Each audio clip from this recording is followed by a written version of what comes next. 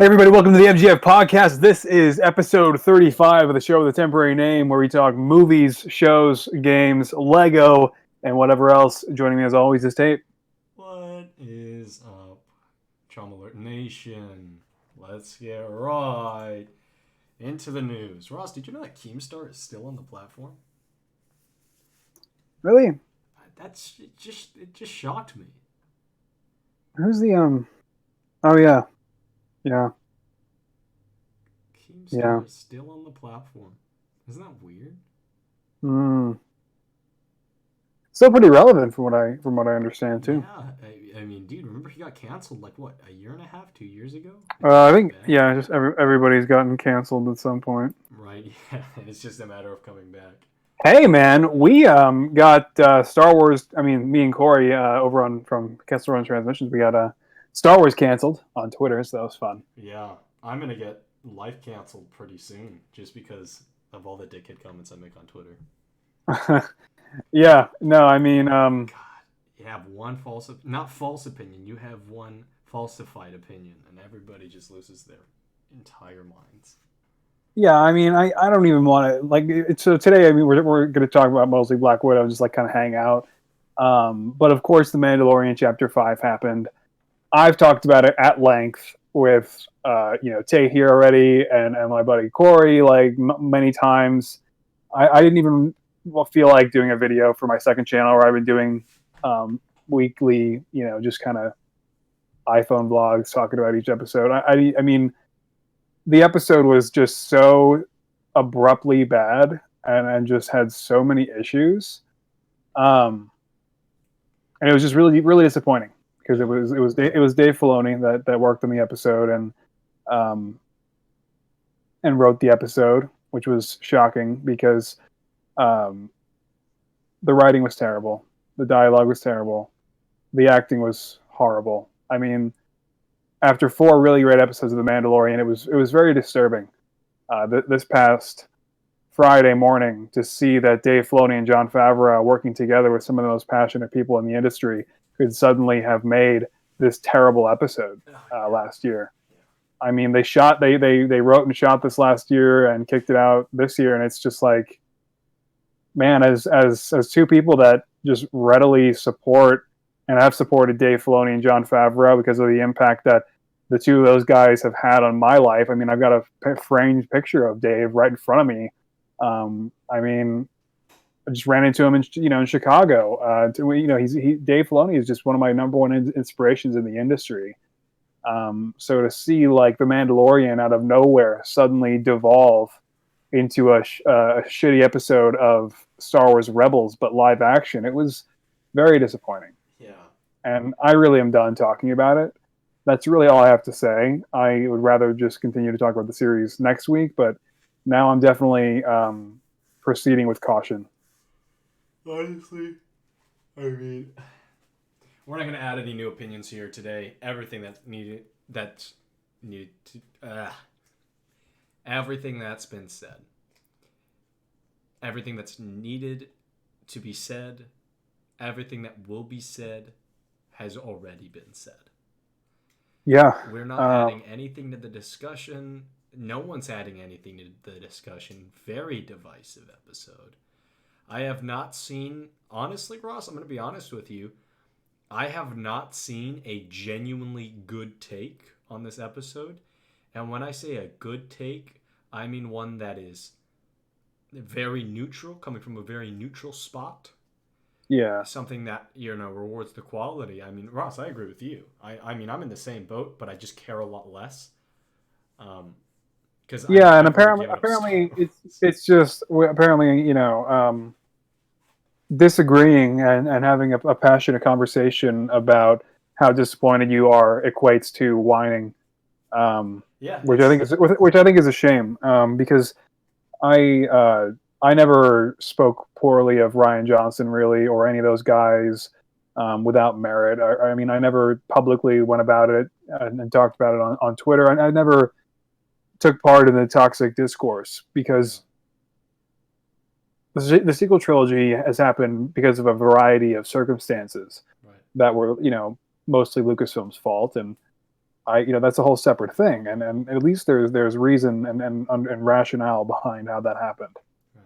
But I mean, this episode of The Mandalorian, I mean, it cut deep and was deeply concerning because it is Jon Favreau, because it is Dave Filoni, and I didn't expect this of them. I really thought they were going to bring their A game to each one of these episodes, considering there are only 8 in this first season that are all only 30 to 35 minutes each, and they just didn't. With this episode, I had no idea that they would take an episode and just completely botch one of them like this, because it's foreboding for the future. Because of all the apologists out there and those who are unwilling to criticize even the smallest things and just shut down those who recognize problems.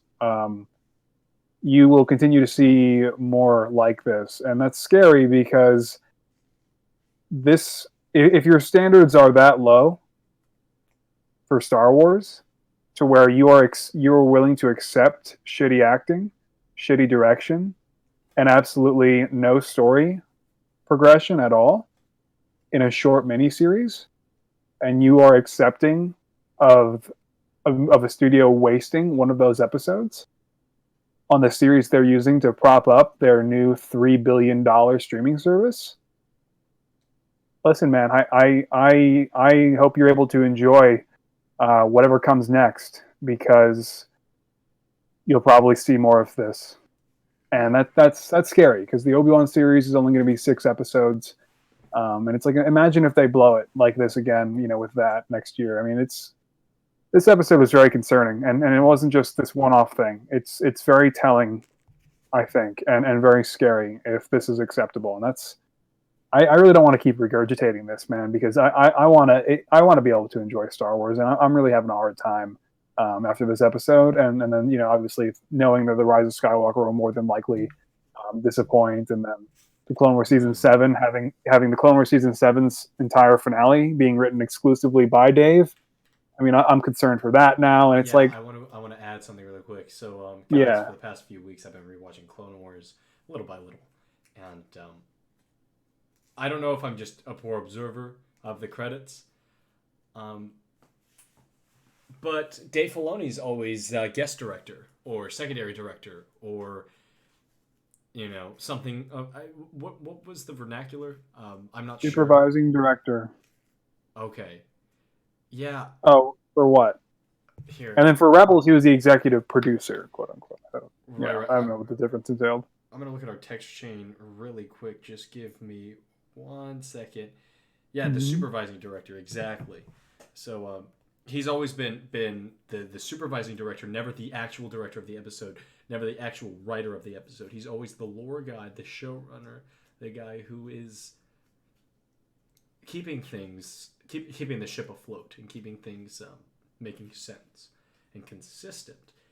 It's really concerning if he's given complete control of a project.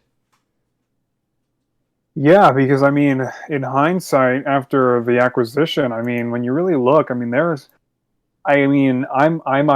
love Dave Filoni, man. I mean, he's the guy, right? He's one of the, I've told you, and everybody, that he's one of the number one inspirations for me. I mean, he's an awesome guy. I talked to him for 10 minutes. I mean, he's just, but listen, man, I mean, if when he picks up a pen and it's just him in the room, and we get something like this, or something like Star Wars Rebels season 2 finale, as fun and as exciting as it was, where just far too many major key players show up all at once, or just, I went into The Mandalorian thinking that, okay, Jon Favreau and Dave Filoni could be the Russo brothers for Star Wars, right? Shepherding everything forward, and the Russo brothers have never done anything this bad, So it's hard, because now I'm questioning that, because Dave and John and everybody, they could be in an echo chamber, right, where they're getting yes to death and not recognizing how utterly terrible this was. I get concerned, man, because then they may not be able to improve, because I think this was evidence of that, for Dave coming off of Rebels, where everybody was doing nothing but tooting his horn about Rebels. Yeah. And then look what happened. Right. The Mandalorian took the fall out of that. And one of the Mandalorian's episodes that he wrote himself was the first one that sucked. Because the criticism from Rebels wasn't taken into account. And then look what Dave came and did because of that, because of being in that echo chamber. It's cause and effect, and this is evidence of, and it's evidence of the trickling of how Star Wars can slowly turn into a husk of what it was. And sure, it might make money, and it's not. I'm not saying the sky is falling, that Star Wars is going to fail, and no, it's just that it won't ever be what it was. You know, you'll never get back to the original trilogy standards. You'll never get back to the standards of the prequels or even the Clone Wars. It's like, dude, or Rogue One. You know, I mean, yeah, Star Wars. I mean, I see it in three distinct, I guess, phases, lack of a better term. You have the indie movie, right, which is the first three, of course, and everything that follows that. You have, or the indie success, I should say. You have the lack of focus with the prequels and the Legends content. And then you have this Disney era where they're trying to just corporate overload. You know, Star Wars is at its best when there's struggle, when it's independent, when it's amongst, you know, the people. Yeah. I think there's too much money in Star Wars, and it's ruining that bliss. I don't know. So honestly, we're not having a new conversation. Yeah, no, I don't have anything else to say. I'm hoping the last 3 episodes will not come anywhere close to being this bad again. Yeah. Let's watch the Wonder Woman trailer, dude. You want to do that? Yeah, I was about to say the new Wonder Woman trailer apparently just came out while we're talking. I have you linked, not linked, but I'm screen sharing on Discord if you want to watch it there as we react here. I'm gonna play it on screen because that shouldn't be an issue. It's a trailer, right? Trailer reactions are allowed. Yeah, no, the trailers are usually fine. Let me I'm gonna pull up the trailer myself and then try to sync up if the screen sharing doesn't work out too well. Whose video have you got there? What channel? This is the official Warner Brothers one. Oh, Warner Brothers Pictures? Okay, let me pull up their channel. One second. Sure. Gosh, dude, I always pull up my sorry, you guys are getting infinite screen right now, but I always pull up my my desktop, dude, and I just think about all the controversy that's been caused by pulling up your desktop while you're live. You know. All right. Yeah, dude. No, you gotta watch for sure.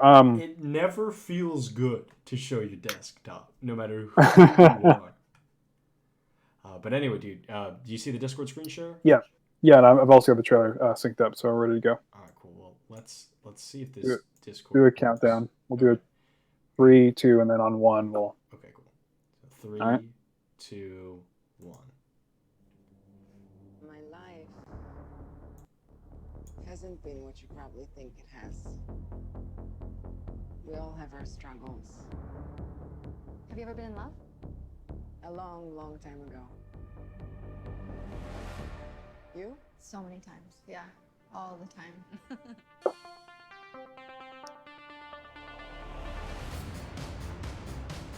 It's a cool time period. Mm-hmm. Welcome to the future. Life is good, but it can be better. And why shouldn't it be? All you need is to want it. There's the Mandalorian. I forgot Pedro Pascal's in this.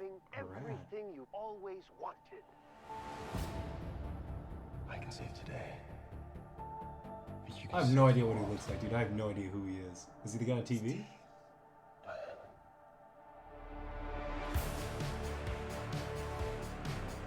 No. I take what I want in return.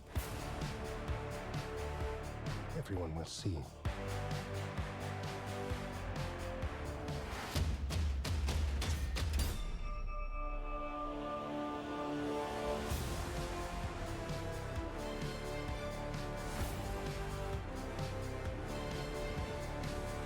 I'm so confused.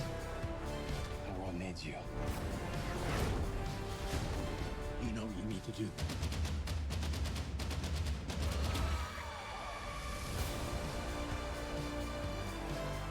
Damn. Nothing good is born from lies. And greatness is not what you think.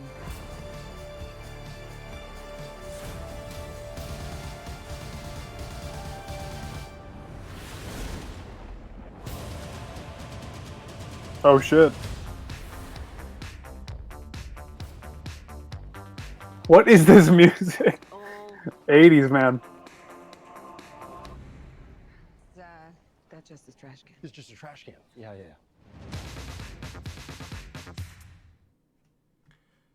Okay. Well, That looks like it has the potential to be really special. it doesn't do anything for me, dude, at I all. was trying not to go there that quick, but yeah, I mean it come looks really on. good. It's a lot of unfinished CG, but it looks really good. Dude, I'm not gonna beat around the bush here. I mean, movie trailers. It looks fine. Movie trailers don't do it for me unless they do something that's subverts the media. But I keep forgetting Pedro Pascal's in it, man. The Mandalorian is like the antagonist of Wonder Woman 1984. And I keep forgetting. That's him, the guy on the TV showing in the future. Yeah, dude, that's Pedro Pascal. Yeah, I just googled it to compare. But I don't get the whole Steve Trevor being in the future thing. I mean, has he just been in Ice? Has he been Bucky? No, I don't want to spoil anything, but I mean, it's pretty easy to reason what's going on. But I know most people haven't, so I don't want to.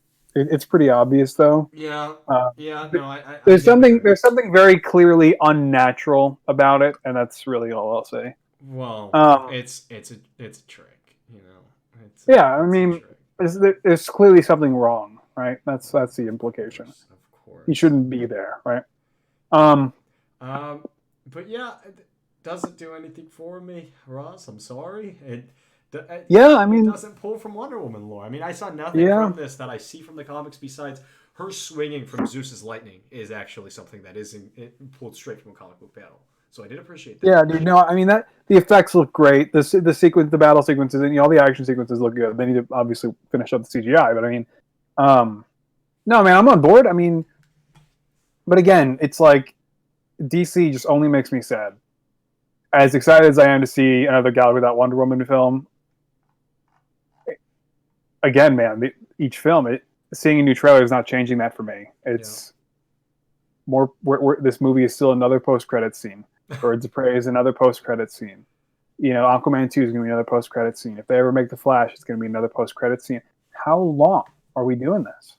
Before we just say, yeah, this is not in the same connected universe anymore. Like, when are they just going to say it? I don't get why they aren't looking at the success of the Joker and saying, holy crap, this is a record-breaking film that has no connectivity to our other movies. Why don't we...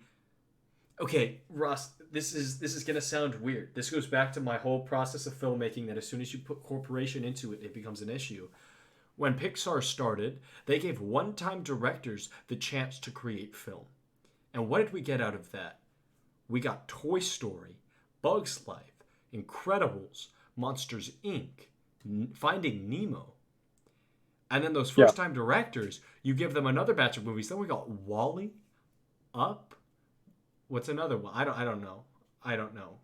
Pixar. I'm drawing a blank right now. But my point is, these new P. Green directors, you are getting movies like Monsters, Inc., Up, WALL-E, Incredibles. Those are amazing films, right? I'm not saying that Todd Phillips is a first-time director, but you take, the approach of a director that maybe hasn't made a superhero movie. First time for superhero, first time for big blockbuster like this, you get the Joker. Why, as an industry, are we not allowing subversive professionals to take the helm? Why are we allowing people who are so comfortable in their genres to keep making the same genre films over and over? I mean, that was one of my big complaints with The Force Awakens when it came out. Besides loving the movie, it just felt like a retread of those Star Trek movies that JJ made. Right? Yeah.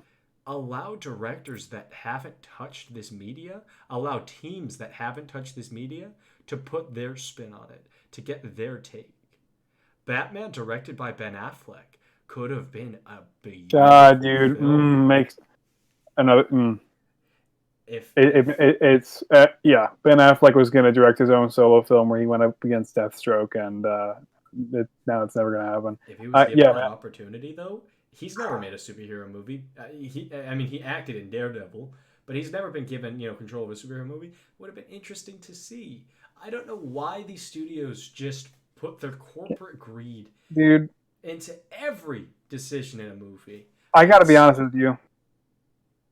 That armored gold wingsuit, I don't care what that's from. That looks goofy as hell Oh, it's so on goofy. Diana. It's just it's supposed to be Themysciran, battle Yeah, armor, but that looks. Yeah, that's pushing it it's for me. yeah, no, it's pushing it for me too. But yeah, I mean, in closing, not in closing this topic, but in closing my current thought, give subversive directors, subversive teams, subversive artists the opportunity to make genre films. Give the Hmm. indie teams or the art freaks or the abstract lunatics like me the chance to put our spin on things, and maybe you'll have another Joker. Film is about taking risks, not putting $200 million into something and micromanaging it. And I Yeah, man. feel Like people forget that. Patty Jenkins.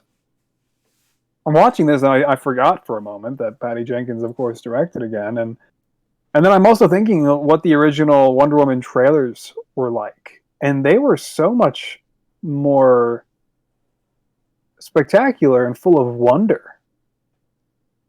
And I didn't even mean to say that like as a pun. That actually was just my train of thought. But I mean, it's like there was just something so exploratory and mysterious when you first see Diana looking out over the ocean from Themyscira and seeing her charge into battle on the front in World War One. I mean, there's something that was just so compelling and moving about the first Wonder Woman trailers, and already I'm getting none of that here.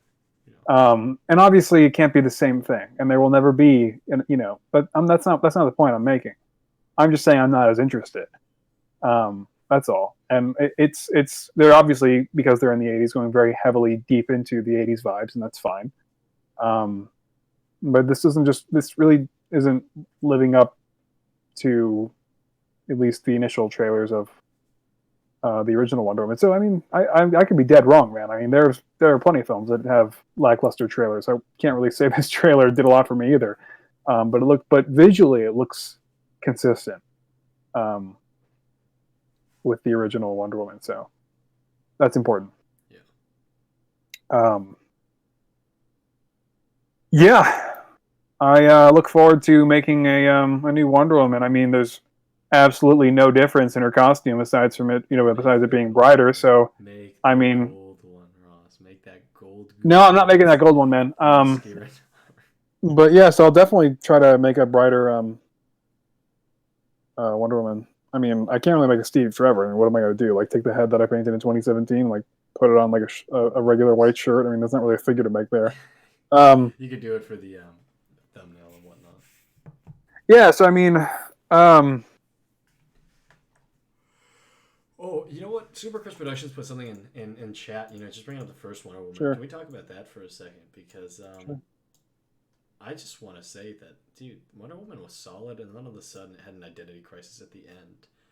yeah, I mean, I don't away- necessarily agree. Like, I get it, and I understand the criticism with Ares, but and believe me, I thought Ares was pretty damn over the top. But I still really enjoyed it. It's not even the characterization, though. It's just throwing away the antagonist you built up through the entire movie to introduce something with weak motives. What they could have done is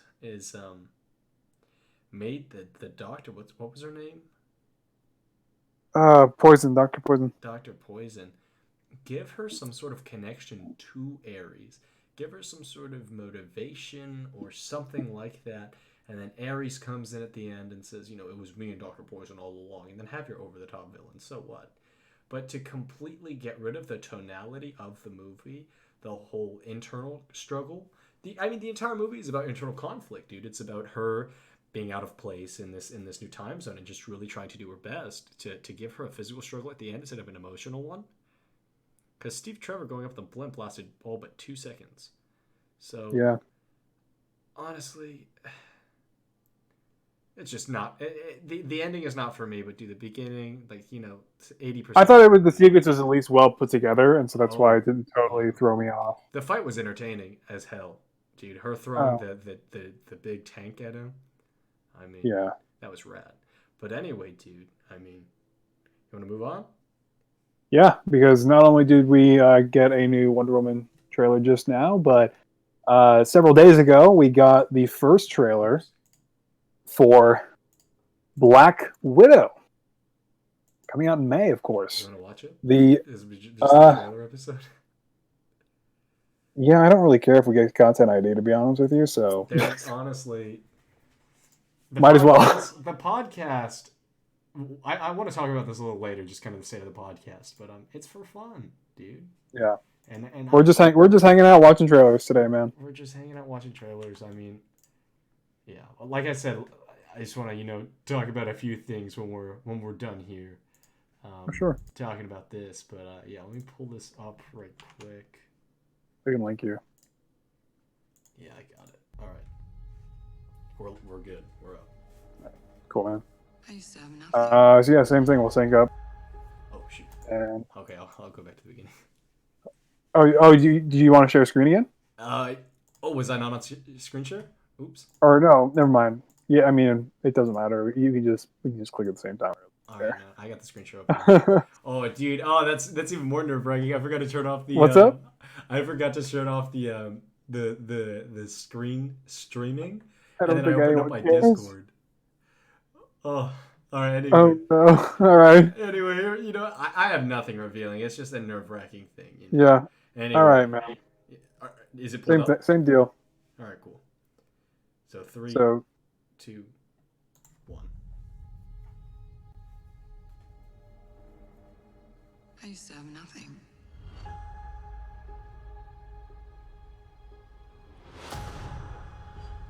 And then I got this job. So this does take place after Civil War, correct? This family. Yeah. After Civil War and before Infinity War. Okay. But nothing lasts forever. So at this point, she's clearly broken off from Team Cap Heard you had to leave in a hurry. temporarily. It's never easy these days.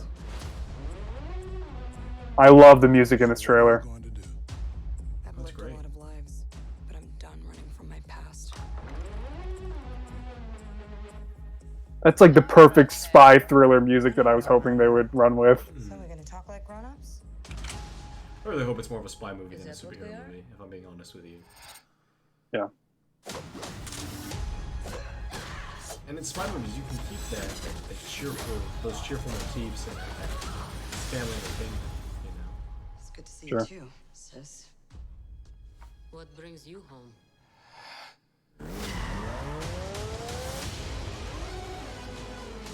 We have unfinished business. Captain Marvel.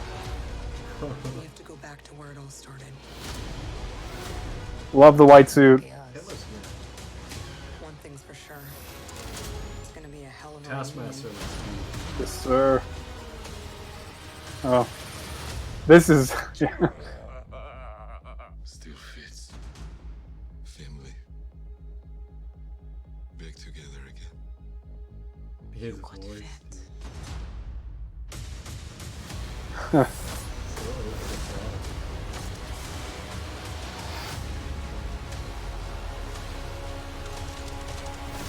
Look, it's Iron Man 3.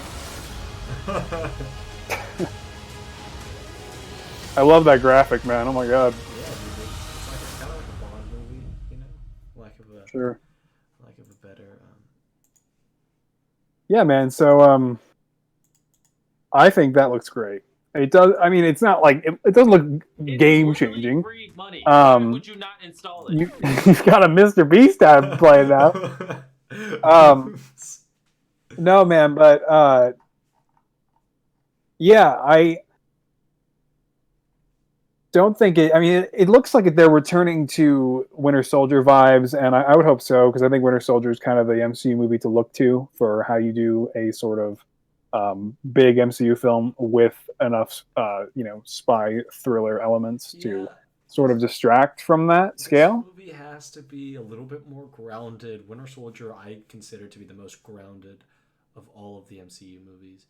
I mean, dude, she's a human being. You know what I mean? Yeah, that's what I'm excited to explore with her character. Is that's one thing that I've always felt has been missing from Natasha. I mean, ever since she was introduced in 2010, a decade ago, it's like she's only ever talked about her past, and we've never actually gotten to see a second of it. And obviously, a lot of people say that of course, that adds to the mystery of the character, but I disagree. I actually would enjoy a few flashbacks and to see what those critical moments were like for her in her life. And I assume maybe we'll get one or two, and they'll de-age her. But if you can't do that, then I like that she's actually going back to wherever her former allies were from the Black Widow program, because that just looks really cool.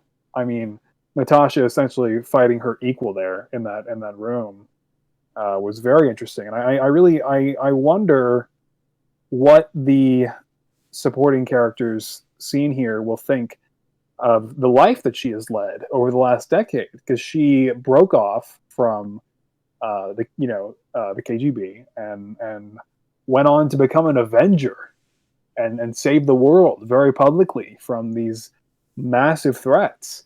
So what's Yelena gonna think of all that?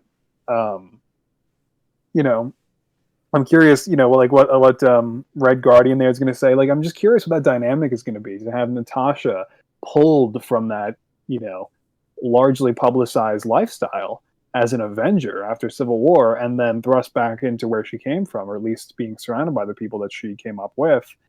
And I think that'll be a cool perspective, and I'm looking forward to it, man.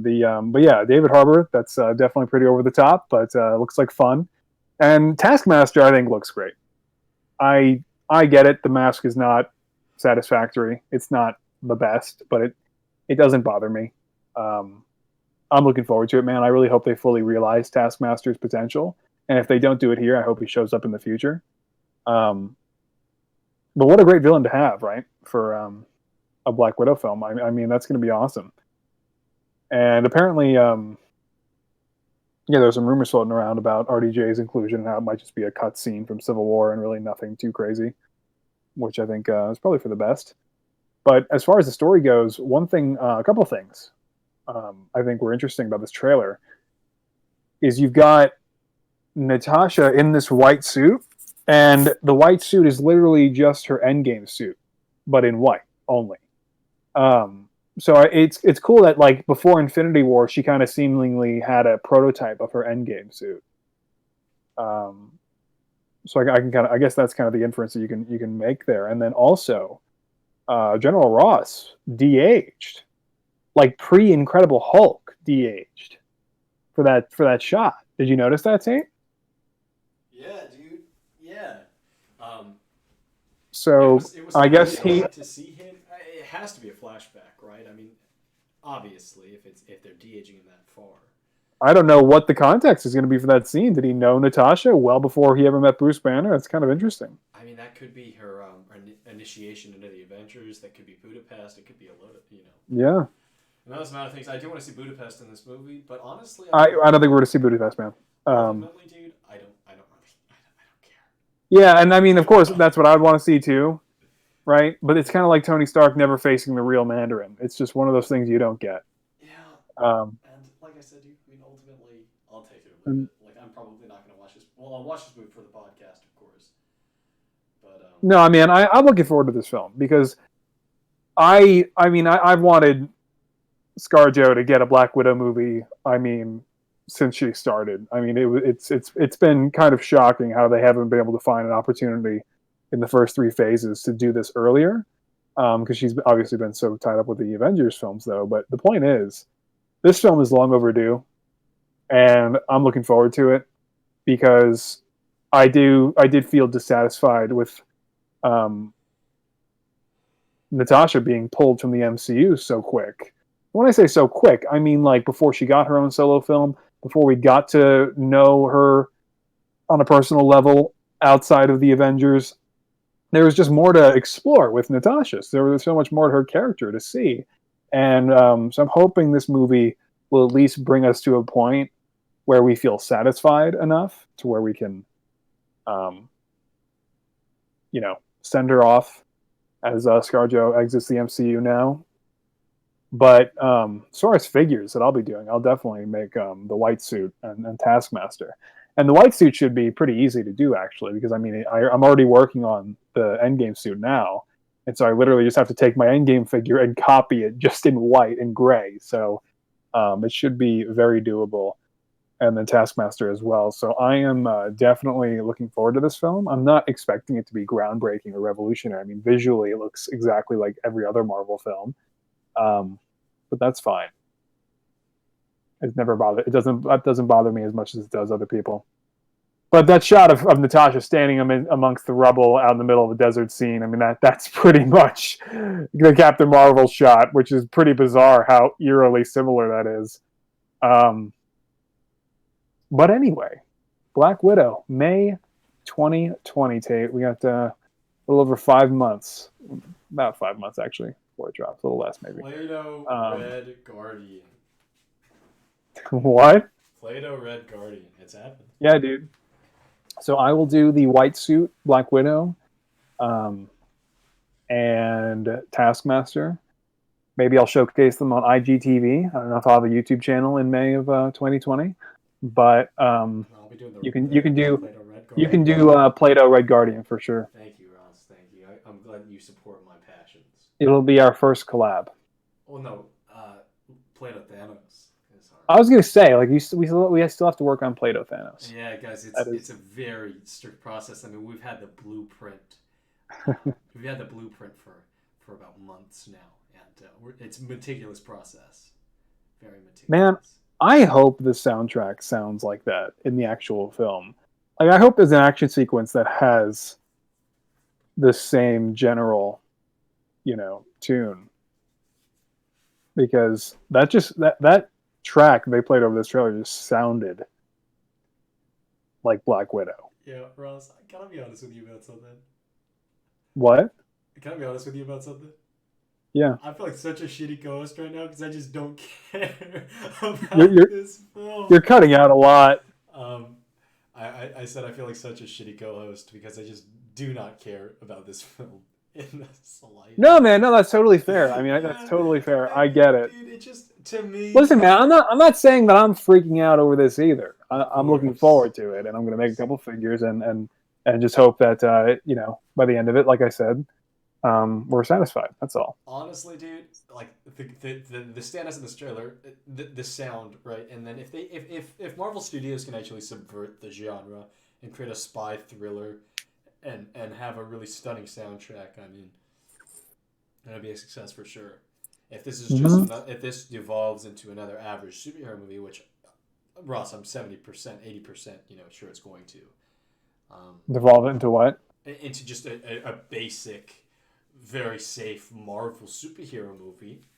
Then it just like with most of the Marvel movies, except for the few I like. I mean, sure. I just want the fans to be satisfied. I want you to be satisfied. I want other people to be satisfied.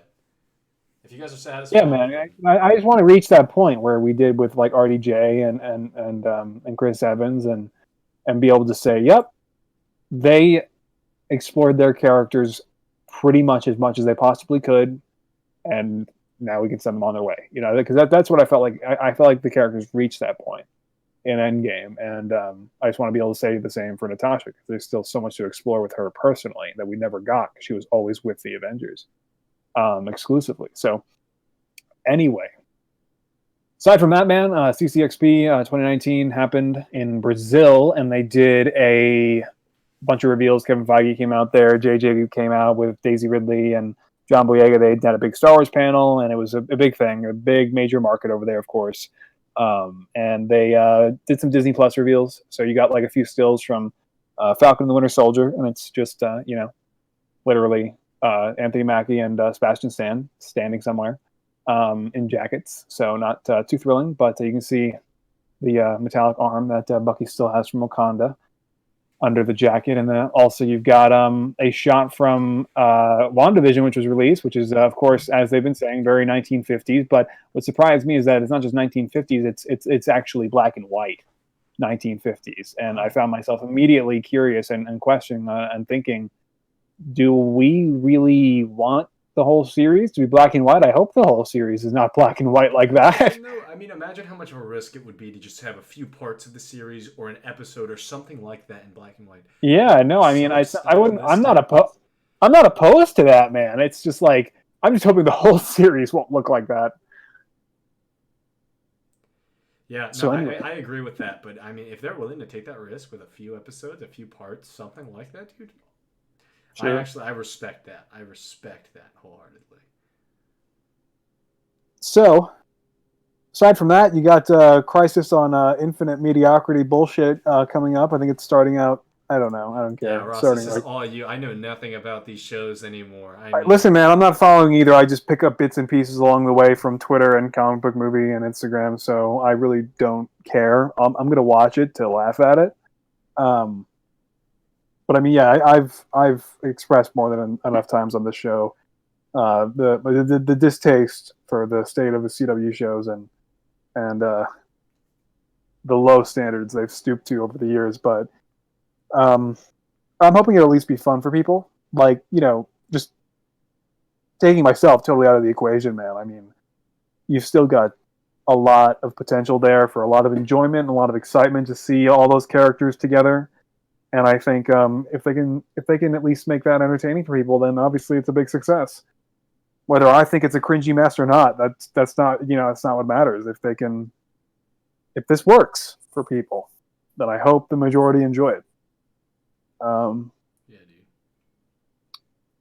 But The Boys season 2 had a new trailer as well, Tate. And I'm not going to watch it because I really want to enjoy that next year. I knew nothing about this show going into it besides the prior knowledge I had from the comic books.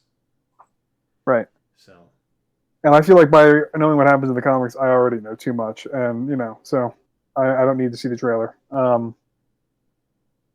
But yeah, so not really sure if there's too much more ground to cover, other than I am working on a couple figures for a wedding right now, and then when that's done, I'll be getting right back on track to a quick little project for a certain movie coming out at the end of the month. And kind of a big movie as much as we're yeah, dreading it.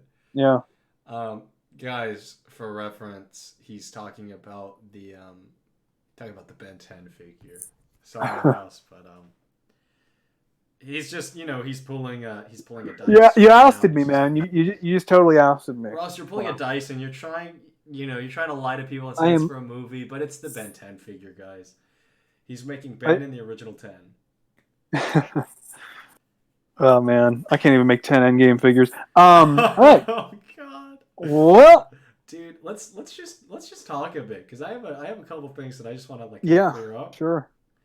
Um, Sorry for the low energy this whole episode, by the way, guys. I mean, it's one of those days. it is one of those days.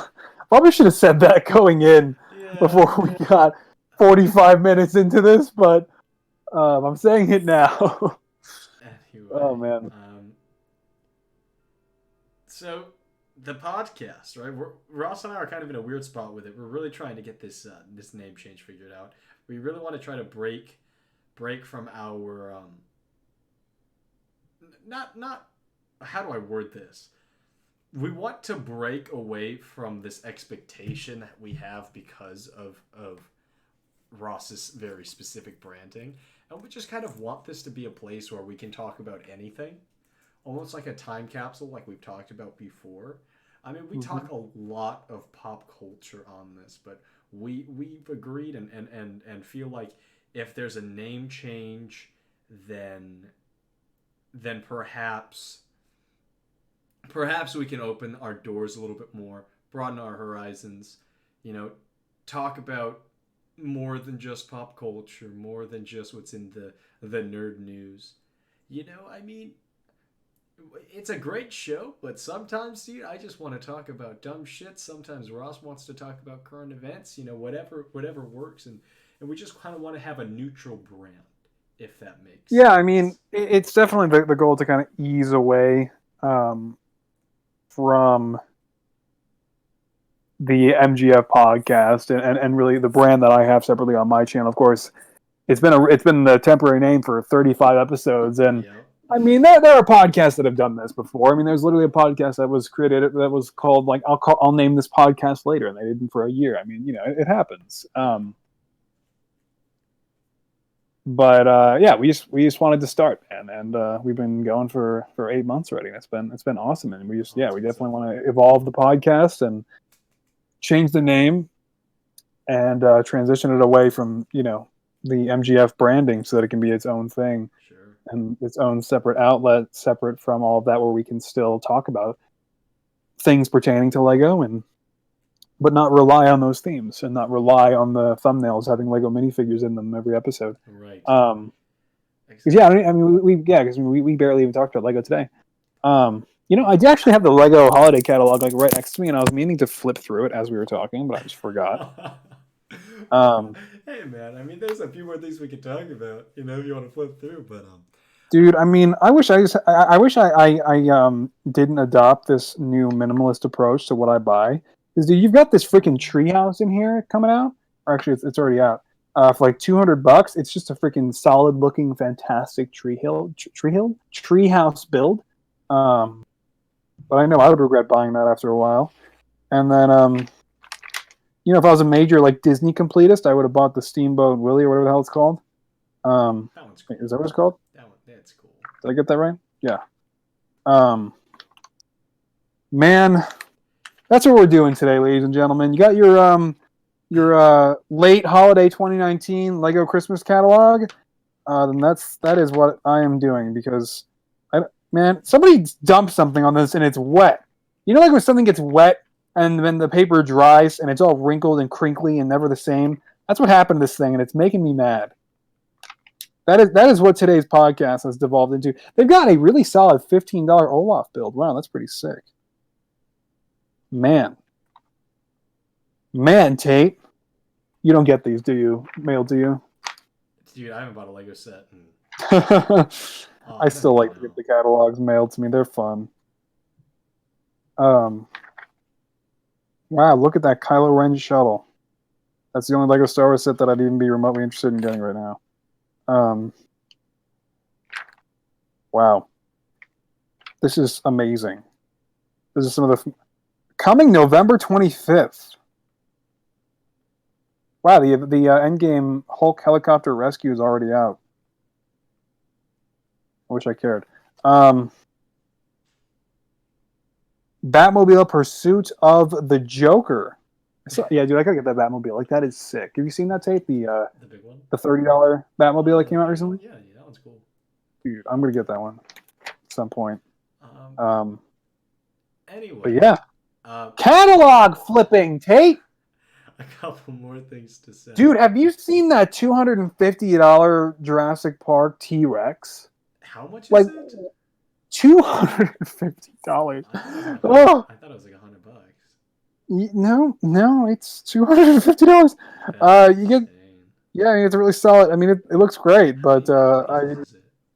3,120. At least you have the price per, piece. Yeah, I mean, it looks worth it, damn, but That's expensive. I mean, dude, okay, I'm gonna be like, this podcast is about more than just pop culture. Let's just talk about life, dude. I mean, as an 18-year-old, as I see life ahead of me, dude, $250 to me just is so much money. yeah, I mean, Jesus Christ. it's like if you're buying like the Disney castle, at least that's going to be like a timeless piece that you'll be able to give to your kids or your family. That's something, like you have to, when looking ahead, man, it's like, yeah, I can't just drop $200 on a treehouse. As cool as that looks, I don't know. Maybe that's just me being pessimistic and cynical and thinking that no value will come of it after a while. When you're young, it is so easy to just save your Christmas money, to save your birthday money, to do, chores for your neighbors, which is something that I don't know if I know I did it because my parents have told me, but if you guys don't know, memory loss, whatnot. I mean, that's kind of how I made money, and I just kind of spend it on Lego, spend it on video games, and now it's just, dude, every like, I don't eat out ever. You know, every $20 I spend, I feel guilty for spending. It's crazy. Yeah. But I mean, I'm saving a lot of money, which is so important. You know, it's so important. If you have the Yeah, I mean, opportunity to do people, so. I think there's like for people our age, there's a bad stigma around saving money, but it's like, what's good about saving money for an extended period of time is like when you grow up, or once you're out of college, it's like if things don't work out and like maybe you have a problem, it's like at least you'll if you've saved enough, you'll be good for a while, right? That's Right. I think that's a valuable thing, but obviously, not a conversation for a lot of the people watching. Yeah, we have a young demographic here. So, Um, but that's yeah, just that's just a right. just a fleeting thought. Anyway, Um, as also another thought here, we want to start posting midweek. I guess not midweek, but kind of over the course of the week. Um, Ross, I know you've been or doing a just lot with whenever. Corey, and I sat in with you and Corey last night, and it was great. Hmm. You know, just little like shorter live streams during the course of the week, just kind of discussing either things that happen or if we have an idea, just kind of very tentative. You can always count on Sunday for the podcast, but I don't know, dude. I mean, I think that could be great to just hop on for an hour or even make a video. Record a video and post. I mean, like we did the 100%. Joker first impression. I mean, good work. Yes, sir. And then We just need to rebrand so that we yes, can yes, feel like by doing so we are kind of separating and breaking off and actually going the direction we want to go and expanding exactly. without dragging the baggage of my branding along. Right. And when I say baggage, I mean like again, because the podcast is always meant to be a separate thing. Um, it's a matter of actually doing that and making it a separate thing. Um, that's named something entirely different, but still incorporating elements of Lego Right. wherever possible. Right. Other than that, though, I I don't know. I'm out of things to say. um, I also wanted to just kind of talk about life stuff. Mm-hmm. I want to start live streaming again, Ross. I told you this, and Mm-hmm. I don't know if you guys know, but the reason the podcast is formatted the way it is and all that kind of stuff. The reason it's I don't want to say happening, but the reason it's formatted the way it is, the reason we use streaming software. I used to live stream, and I loved it. And Ross, we've done a couple of Minecraft live streams and stuff like that, but I kind of want to go full force like I used to. I mean, there's been a lifestyle change, and I That have was a pretty little. crazy how many people we got to come on when we did those Minecraft streams Yeah, too. dude, that was insane. Yeah, I mean, my little channel, I got like what 50 subscribers. That was fun. Yeah, that was great. I mean, I'd love to start doing that. God, that already feels like it was a year ago. Right, jeez. But yeah, guys. I mean, I'm gonna try to start live streaming again. I'll try to do one tonight. We're gonna be watching A New Hope with Corey, Kessel Run Transmissions tonight. You guys want to tune into Yeah, that? and again, just as a small update on the channel, I mean, I am just working on a couple figures for a friend for their wedding, and then once I get through that, it's going to be a smaller showcase coming up, and I'm not really sure if I want to post any side videos on the channel until then. Obviously, there are videos I can do, like Valkyrie and her Pegasus, or review on a couple new Phoenix Customs Dark Knight trilogy figures I got in, but I don't want to keep hammering you guys with secondary content whenever I show up after a week or two. If I show up after a week or two, I want to be able to kind of at least half the time show up with a new showcase, show up with something that I think is a bit more valuable, if that makes sense. So yeah, I think it'll be there's going to be a little bit of inactivity throughout this month on my main channel, Michael MGF, before we enter the Kappa apocalypse, but. I think it'll be worth it because at least it'll maintain kind of a more sparse pace that just feels better for the channel, I guess. You guys got to remember, Especially Ross with is a especially with human. how behind with how behind I've been on figures this year. I mean, it's been bad. So yeah. Keep in mind, everyone, Ross is a human being. He does not have 16 arms that can, I wish I did. that I can really update yeah. figures independently. But It's so much work. I Mm-hmm. mean, you guys, I'm looking at the progress pictures Ross sends me, and just the fact that it takes him, all this mental energy. It's so impressive. I mean, there might be some Yeah. times where it looks like very little progress is made, and sometimes where huge progress is made that takes the same amount of time. But it just shows how much care is poured into it. I'm not going to suck your dick too hard, Ross, but No, it's just very it requires a lot of focus and constantly being precise as every step of the way throughout the very slow process of making figures. And yeah, all right. that's it. Ross is an Avenger. Guys, Ross is an adventure in our hearts. Alright, well, anyway. You have anything to add, sir? Yeah, I'm probably gonna go pee after this. That's awesome, dude. Yeah, I'm pretty happy healthy, for you. pretty healthy thing to do. Yeah, dude, I would agree. Anyway, boys Um, and maybe girls, I don't know. But I'm assuming we have a young male audience now. But boys and girls, women and men, thank you guys for watching. Take care. And yeah, we are inevitable. This is the way we live in a society. After this week's episode, this is not the way. Yeah. Oh, dude. All right, let's end by saying I hope episode 6 is the way. Thank you guys so much for watching.